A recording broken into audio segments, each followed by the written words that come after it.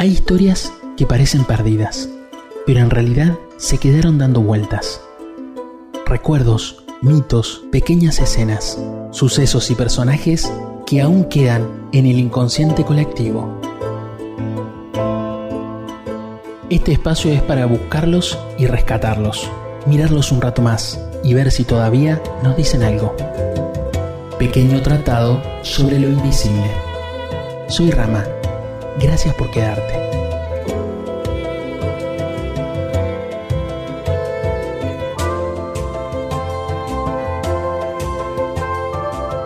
Dicen que vivían lejos de las ciudades, en los bosques, montañas y lugares donde la civilización terminaba.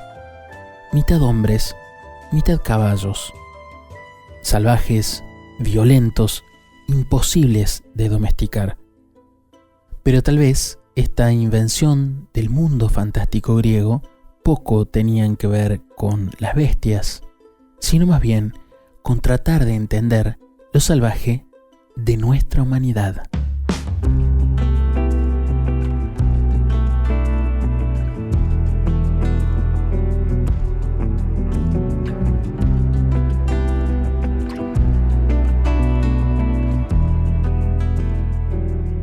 Cuando preparaba este episodio me preguntaba por qué a muchas culturas les siguen fascinando los centauros, que son el tema del podcast de hoy, después de tantos siglos.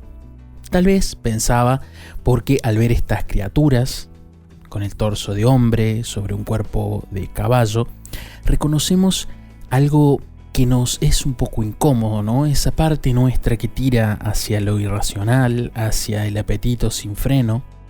Los antiguos griegos los usaban como espejo deformante de sí mismos, un recordatorio de lo fácil que resulta cruzar la línea entre la persona y la bestia.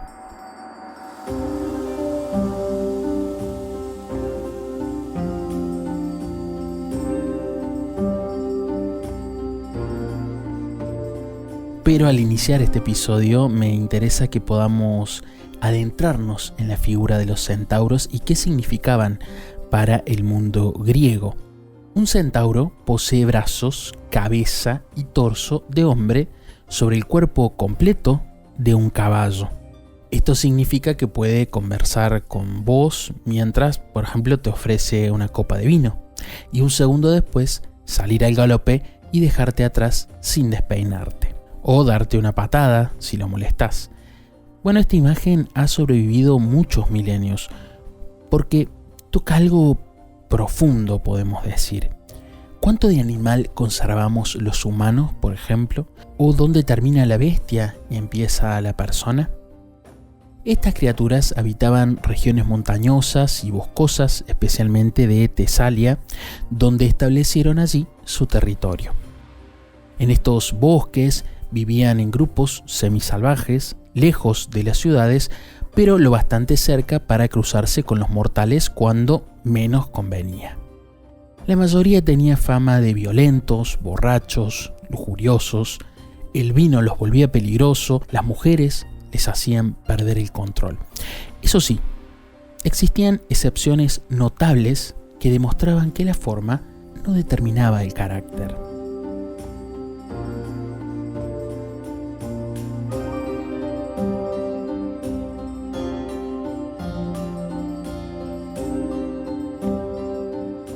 La historia de cómo surgieron los centauros tiene todos los ingredientes de una tragedia griega: arrogancia, engaño divino y castigo eterno. Ixión, rey de Tesalia, que ya hemos hablado de él en varios episodios, había sido invitado al Olimpo por el propio Zeus, quien lo había perdonado de un crimen terrible. ¿Cómo pagó Ixión semejante clemencia? Bueno, intentando seducir a Hera, la esposa del dios supremo. Ixión era la ingratitud elevada a categoría mítica. Zeus sospechaba de las intenciones de su huésped, así que moldeó una nube con la forma exacta de Hera. La llamó Néfele, que significa precisamente eso, nube. Ixión, creyendo que había conseguido lo imposible, se unió a ella. De ese encuentro nació Centauro, padre padre de la nueva raza o, según otras versiones, directamente la primera generación completa de centauros, que posteriormente engendraría la tribu entera al unirse con yeguas del monte Pelión. El castigo de Ixión fue ejemplar. Zeus lo ató a una rueda de fuego que gira eternamente por el Tártaro, y sus hijos los centauros cargarían para siempre con ese estigma. Al fin y al cabo, venían de un engaño y era una falta grave. Por eso quizá nunca encajaron del todo en ningún sitio. Demasiado humanos para correr libres como los caballos y demasiado salvajes para sentarse a la mesa de los mortales.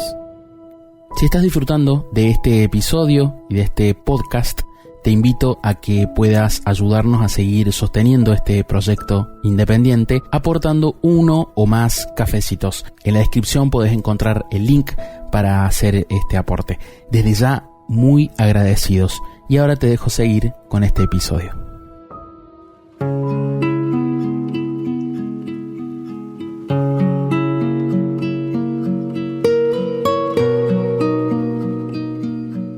Pero Quirón, que era un centauro, no descendía de Ixión. Su padre era Crono y su madre la ninfa Fílira.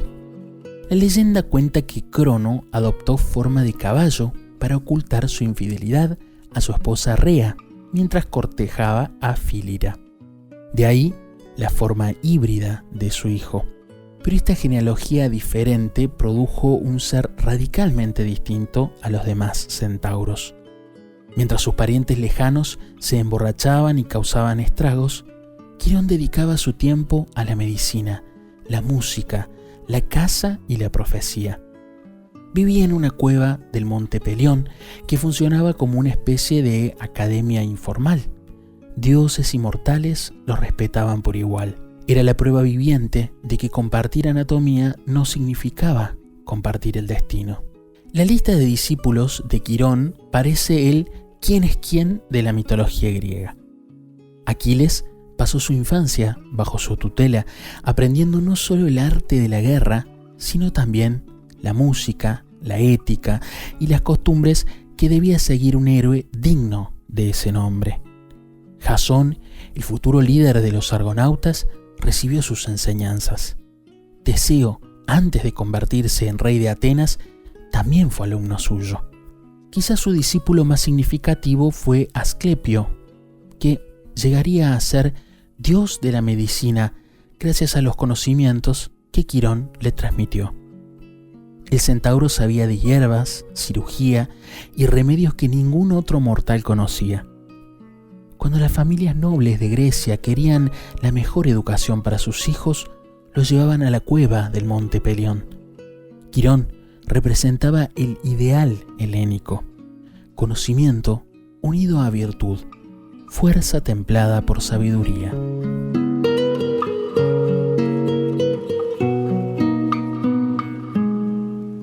Pero el destino de Quirón resulta desgarrador, precisamente porque era el más noble de su especie. Durante una visita de Heracles al centauro Folo, estalló una pelea con otros centauros atraídos por el olor del vino. Heracles se defendió disparando sus flechas envenenadas con sangre de la hidra de Lerna. En el caos de la batalla, una flecha hirió accidentalmente a Quirón en la rodilla. El veneno era incurable y causaba un dolor atroz y constante. El problema era que Quirón, como hijo de Crono, poseía inmortalidad. No podía morir para escapar de la agonía. Pasaron años de sufrimiento hasta que Zeus permitió un intercambio. Quirón cedería su inmortalidad a Prometeo, librándose así del tormento eterno. El centauro más sabio encontró la paz solo renunciando al don que cualquier mortal envidiaría. Zeus lo colocó entre las estrellas como la constelación de Sagitario, un homenaje permanente a quien demostró que la nobleza puede surgir en los lugares más inesperados.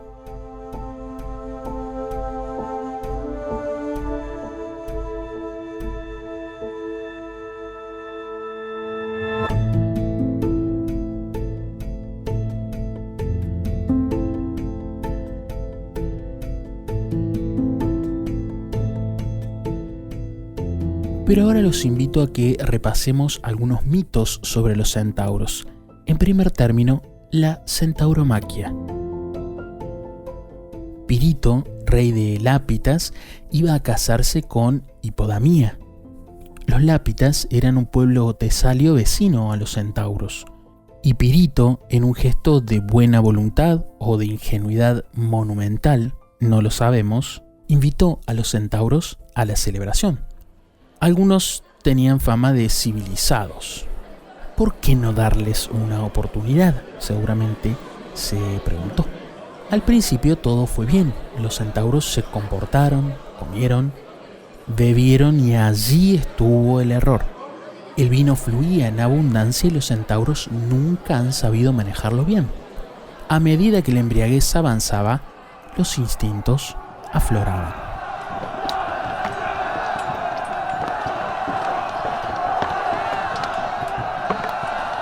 Entonces Euritón, algunas fuentes lo llaman Eurito, perdió completamente el control. Tomó a Hipodamía e intentó sobrepasarse con ella en medio del banquete. Otros centauros igualmente borrachos se lanzaron sobre las mujeres lápitas presentes. Lo que había sido una fiesta nupcial se convirtió en segundos en un campo de batalla. Los lápitas reaccionaron con furia. Pirito tomó las armas para defender a su amada, contando con una presencia allí que no pasaría desapercibida. Estaba Teseo, el héroe ateniense, que era amigo del novio. La lucha fue brutal, prolongada, sangrienta. Empezó en el salón de los banquetes y se extendió por los terrenos circundantes. La historia nos dice que los centauros finalmente perdieron.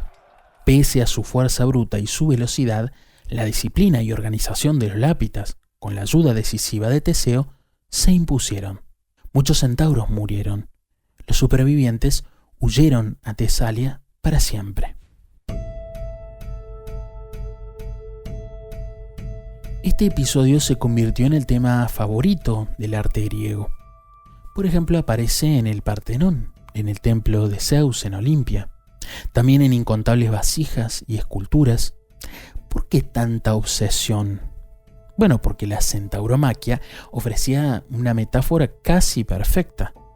La civilización griega venciendo a la barbarie, el autocontrol derrotando al desenfreno, la razón triunfando sobre el instinto. Cuando los griegos querían recordarse a sí mismos qué los hacía superiores a los persas, por ejemplo, o a otros pueblos bárbaros, invocaban esta batalla. Si esta historia te está gustando, te invito a hacer algo muy simple que nos ayuda muchísimo, que es ponerle me gusta a este video o a este audio si estás en Spotify, compartir este episodio con alguien que también le gusten los mitos, las historias, las leyendas, y suscribirte tanto al canal de YouTube como al de Spotify, poner la campanita para que cada vez que subamos algún nuevo episodio de este podcast te notifique y puedas escucharlo. Pero lo más importante, compartilo con algún familiar, con algún amigo, con alguna amiga. Esa es una de las mejores maneras que tenés para ayudarnos. Y si querés seguir explorando estos relatos, podés encontrarnos también en Instagram en @tratadosobrelo-invisible, y ahí seguimos buscando en el tiempo aquello que permanece invisible. Pero pasemos a otras historias de centauros que dejaron huella. Folo era un centauro noble, comparable a Quirón en civilización, aunque no en sabiduría. Vivía solitario en una cueva del monte Fólone, en Peloponeso. Cuando Heracles pasó por allí, durante su cuarto trabajo, que era la captura del jabalí Erimanto, Folo lo recibió con amabilidad y le ofreció carne asada. Pero Heracles pidió vino y Folo dudó. Solo tenía una jarra especial que pertenecía a todos los centauros, regalo de Dionisio. Pero el héroe insistió. Al abrir la jarra, el aroma se esparció por las montañas y atrajo a los centauros salvajes, que atacaron furiosos. Heracles los rechazó con sus flechas envenenadas. Después de la batalla, Folo examinó una de esas flechas, curioso de cómo algo tan pequeño podía matar criaturas tan grandes. Pero con muy mala suerte se le resbaló de las manos y le hirió el pie. El veneno de la hidra actuó instantáneamente y ni siquiera Heracles pudo salvarlo.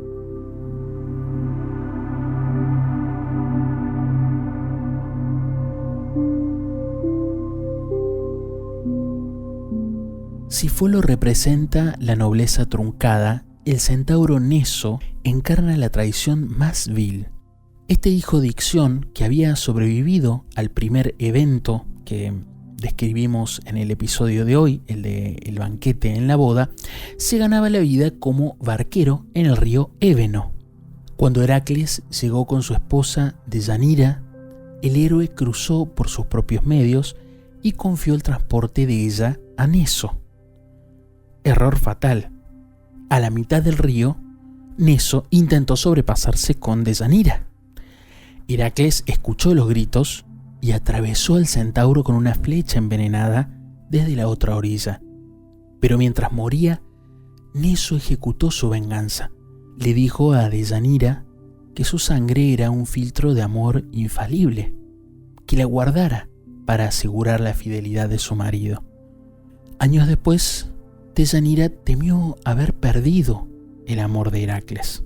Entonces untó una túnica con la sangre de Neso y se la envió. Cuando Heracles se la puso, el veneno de la hidra contenida en la sangre comenzó a quemarle la carne. El dolor era tan insoportable que el héroe construyó su propia pira funeraria y se inmoló. Neso había destruido al más grande héroe de Grecia desde el más allá.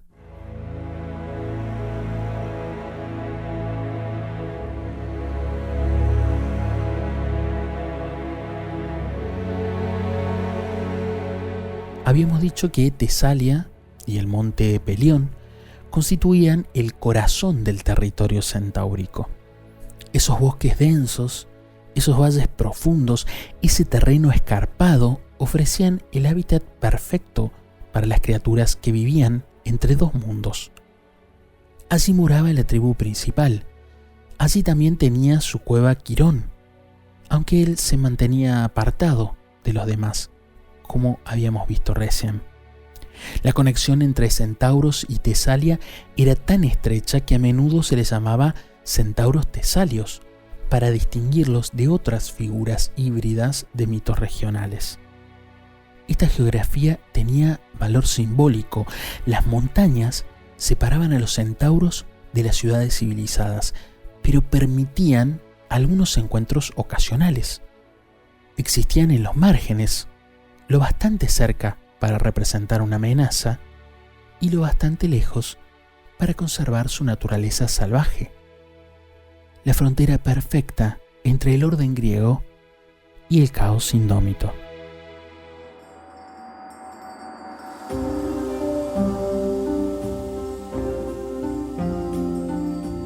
Para cerrar e intentando ensayar alguna respuesta sobre mi pregunta del principio del episodio de por qué los centauros siguen apareciendo en imágenes muchas civilizaciones actuales, creo que siguen apareciendo porque nunca dejaron de existir del todo. La parte racional aprende a hablar, a obedecer, a construir ciudades, pero abajo de la piel, todavía respira algo más antiguo y primitivo, algo que corre, algo que se desborda, algo que desea, algo que no siempre quiere ser domesticado. Porque si hay algo que entendemos de nuestra humanidad, es que esa pulsión invisible no desaparece, solo aprende a esconderse mejor. Hasta el próximo episodio. Por la noche del sur va el centauro, horizonte a galope tendido, fundador del país de mi sangre y el origen caliente del grito. Yo lo siento pasar por mi sombra cuando habito en el viento legüero y se vuelve raíz de mi canto su memoria de greda y silencio. Cuando salgo a buscar horizonte por un sueño de patria y de trigo, por la noche del sur va el centauro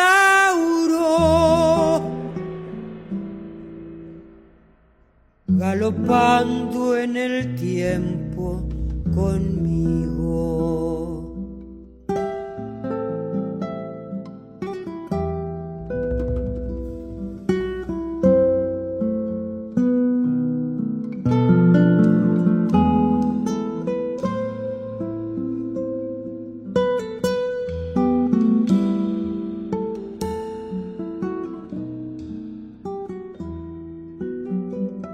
Si esta sangre que llevo olvidara que la habita un centauro dormido, caería la muerte en mi sombra y después crecería el olvido. Padre nuestro, Señor de la luna, andariego de tanta distancia, en lo azul de la luz amanece bajo el cielo de la madrugada. Cuando salgo a buscar horizonte por un sueño de patria y de trigo, por la noche del sur va el centauro galopando en el tiempo conmigo.